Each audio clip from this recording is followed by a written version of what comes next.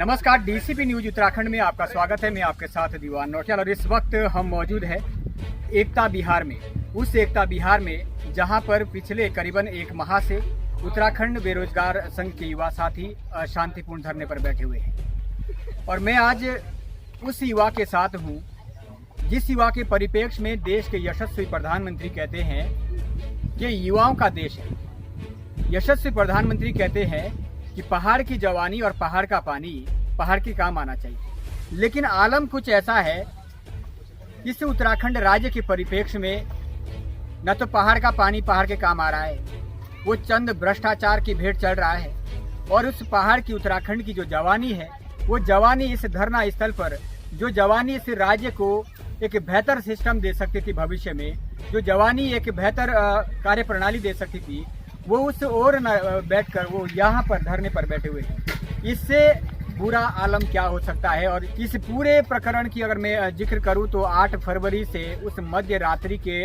शांतिपूर्ण धरना प्रदर्शन पे जो एक अभद्र तरीके से पुलिस महकमे द्वारा लाठीचार्ज हो या प्रशासन द्वारा एक अभद्र तरीके से की गई कार्रवाई हो, जिसका नतीजा अगले दिन राजपुर रोड और गांधी पार्क के मुख्य गेट के बाहर देखने को मिलता है। उसके बाद से ये धरना प्रदर्शन इस तरीके से आगे बढ़ा कि अभी तक प्रदेश सरकार के लिए कोई रास्ता दिख नहीं रहा है और दिखेगा भी कैसे, क्योंकि दाल में काला नहीं जनाब, ये पूरी दाल काली लग रही है। मेरे साथ बॉबी पंवार है, बेरोजगार संघ के अध्यक्ष है, उनकी प्रतिक्रिया जानते हैं। और पंवार साहब, सबसे सरकार कहें उनके उत्पीड़न को आप सह रहे हैं, उसकी व्यथा आपसे बेहतर कोई जानता नहीं है, लेकिन क्या 1 महीना करीबन हो गया है जनाब, अभी तक कुछ लग रहा है कि सरकार कुछ आपकी जो सीबीआई की मांग है, आपकी जो बेहतर पारदर्शिता वाले सिस्टम को लेकर मांग है, उस पर सरकार कुछ गौर कर रही है?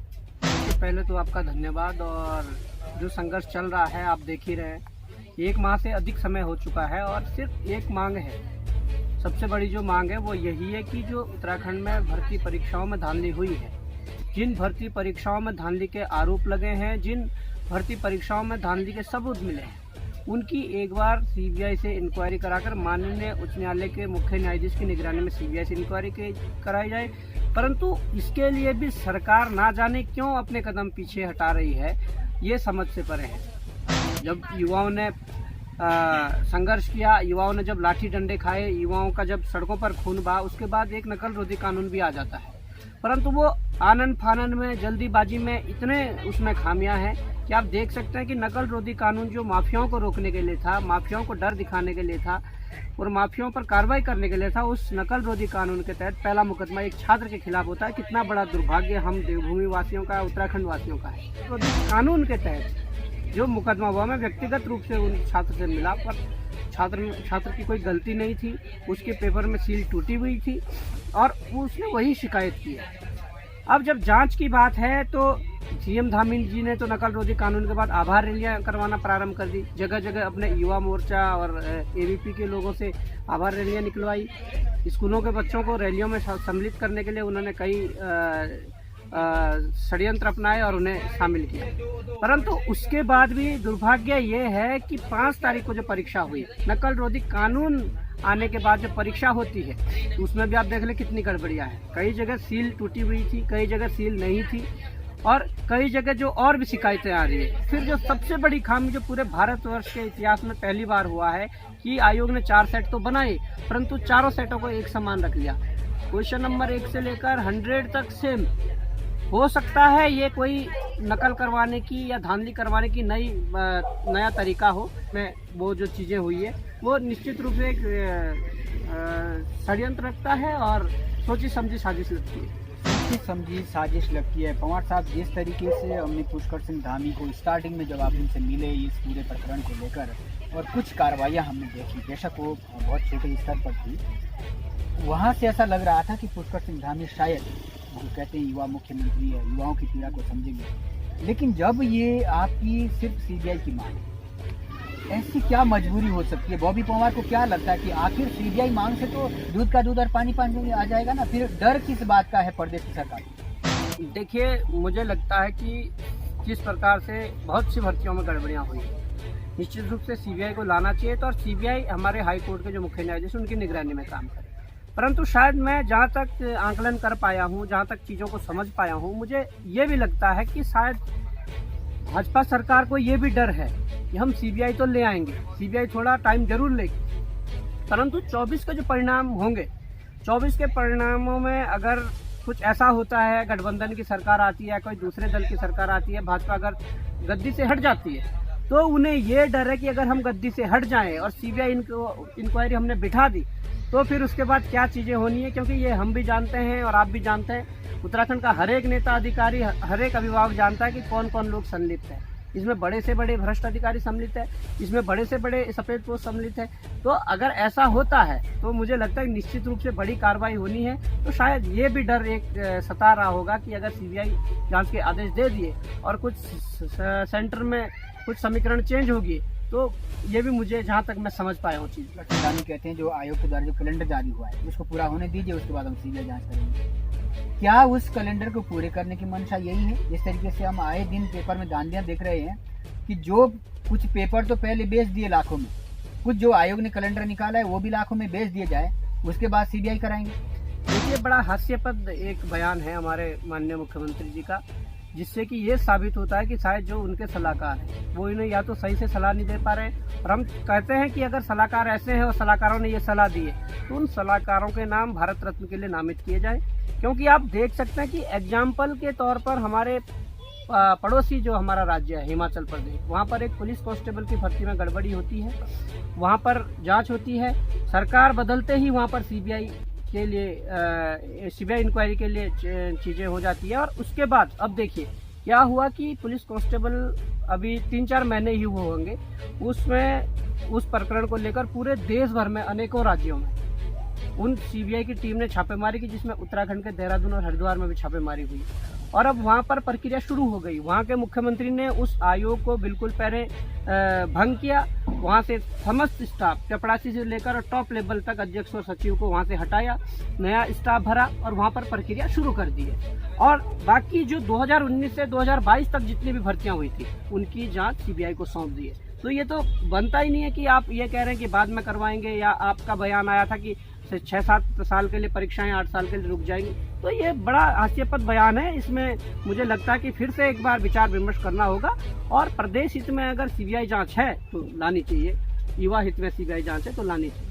बिल्कुल, प्रदेश के युवा के हित में अगर सीबीआई जांच है तो लानी चाहिए। और कहीं ना कहीं जिक्र ये भी होता है कि पुष्कर सिंह धामी जी, बेरोजगार युवा, या तो उनके पेपर बेच दिए जाते हैं या तो रोजगार को बेच दिया जाता है, और या फिर भ्रष्ट तंत्र के माध्यम से उनको उस प्रतिस्पर्धा से बाहर कर दिया जाता है। इस न्याय के लिए क्या युवा मुख्यमंत्री चुने गए थे?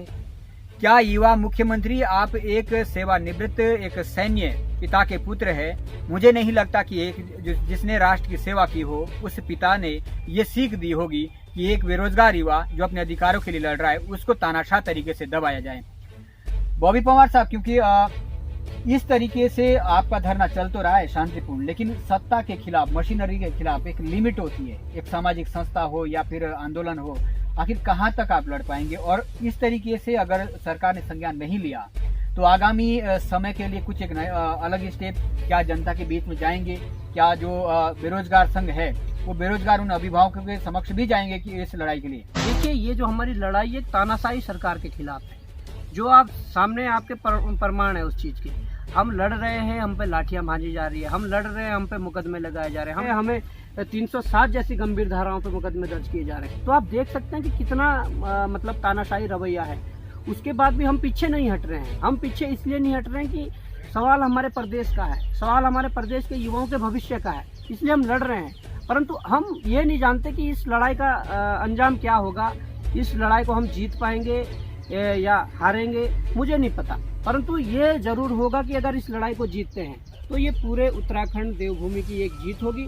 और अगर इस लड़ाई को हारते हैं तो कोई बॉबी पंवार अकेले नहीं हारेगा, या ये यहाँ पर बैठे हुए लोग अकेले नहीं हारेंगे इस लड़ाई को। वो पूरा उत्तराखंड इस लड़ाई को हार जाएगा और कम से कम आने वाले कई दशकों तक वो जो भविष्य है उत्तराखंड का वो हार जाएगा।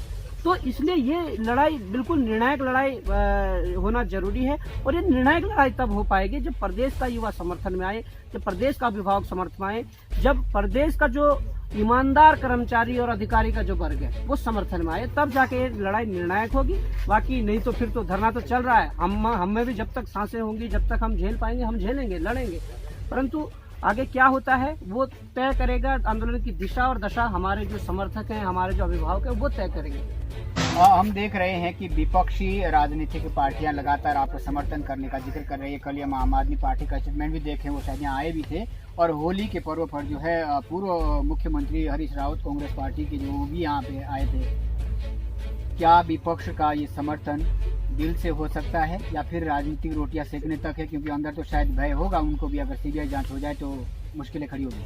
विपक्ष की भूमिका है कि चीज़ों को आगे बढ़ाएं, चीज़ों को आगे रखें, उनका भी स्वागत है। परंतु मैं यही कहना चाहता हूं कि विपक्ष को भी जोर शोर से, कोई सा भी दल हो, जोर शोर से इन मुद्दों को उठाकर कहीं ना कहीं अंजाम तक पहुंचाने के लिए वो लड़ाई उन्हें भी लड़नी पड़ेगी। अंजाम तक पहुंचाने की लड़ाई लड़ने की आप बात कर रहे हैं। और हम देखें तो पहले दिन जब यहाँ पर गांधी पार्क के समक्ष वो हजारों की तादाद में इकट्ठा हुआ था, उसी दौरान हमने देखा पचौदुल विकास नगर में भी बेरोजगार साथी इकट्ठे हुए थे। लेकिन वहाँ पर कांग्रेस पार्टी के दिग्गज नेता, विधानसभा चक्राता के विधायक ने सबसे पहले शायद वहाँ शिरकत की थी, मगर बेरोजगार संघ के द्वारा उनको वहाँ से प्रताड़ित किया गया, उनको वहाँ से खदेड़ा गया। क्या फिर उसके बाद अगर आप अपील करते हैं कि समर्थन में आइए, वो जो उनके साथ व्यवहार किया गया है एक चुने जनप्रतिनिधि के लिए प्रति, क्या बेरोजगार संघ का वो व्यवहार उचित था? देखिए वहाँ पर जो कंडीशन थी, वहाँ पर जो भीड़ थी, उस भीड़ में, उस मॉब में शायद वो चीज़ें जो हुई है वो गलत थी। हमने उसका खंडन भी किया कि गलत थी।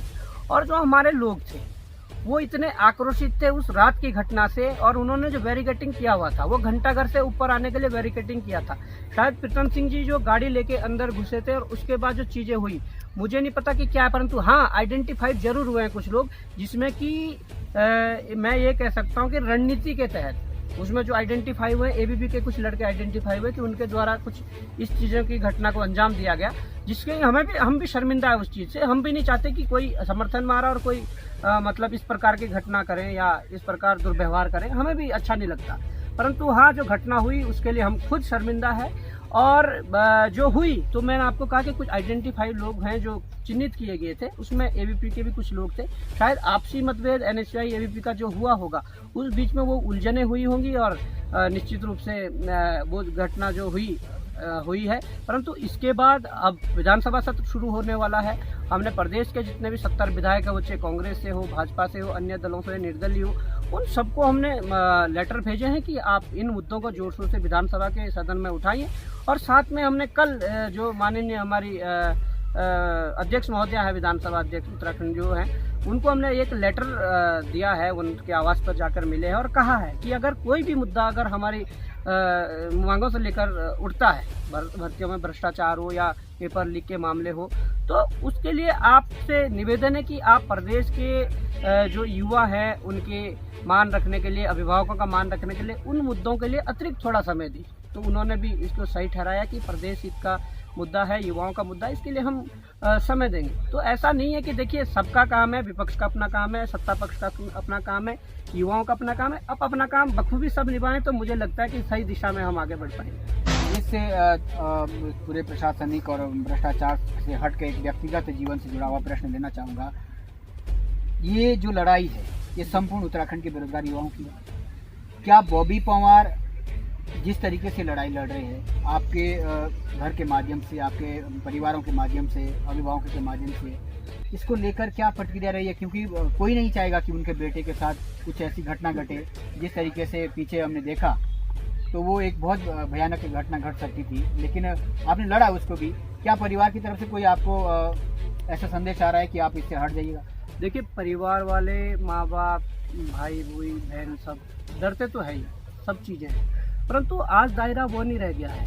आज अगर मैं कहूँ तो मैं संपूर्ण उत्तराखंड का बेटा बन चुका हूँ, और मुझ पर जो विश्वास और लोगों ने भी किया है, आज मुझ पर विश्वास मेरे परिवार वालों का ही नहीं है, आज मुझ पर विश्वास पूरे प्रदेश के लोगों का है। तो मैं उस विश्वास को, जो मुझ पर विश्वास किया है, उस विश्वास को जो है आगे बढ़ाने के लिए, उस विश्वास पर कायम रहने के लिए मुझे ये चीज़ें तो करनी पड़ेगी। अब देखिए डर क्या है, लोग क्या सोच रहे हैं, माफिया क्या सोच रहे हैं, या चीज़ें जो जिनके खिलाफ हम बोल रहे हैं वो क्या सोच रहे हैं, अब इन चीज़ों से अब ऊपर उठ चुके हैं। अब जो भी होगा वो तो आगे समय बताएगा, परंतु कम से कम ये मुझे लगता है कि अब शायद परिवार वाले जो मेरे हैं वो तो चिंता में तो है ही, हमारे रिश्तेदार चिंता में है, परंतु रिश्तेदारों को और परिवार वालों को ये अब समझ जाना चाहिए कि अब दायरा बढ़ चुका है और आज उनका ही नहीं, रिश्तेदारों और परिवार वालों का विश्वास ही नहीं बल्कि पूरे उत्तराखंड का आज विश्वास है। तो मैं उस विश्वास को नहीं तोड़ना चाहता, इसलिए निरंतर आगे बढ़ रहे हैं और प्रदेश भर से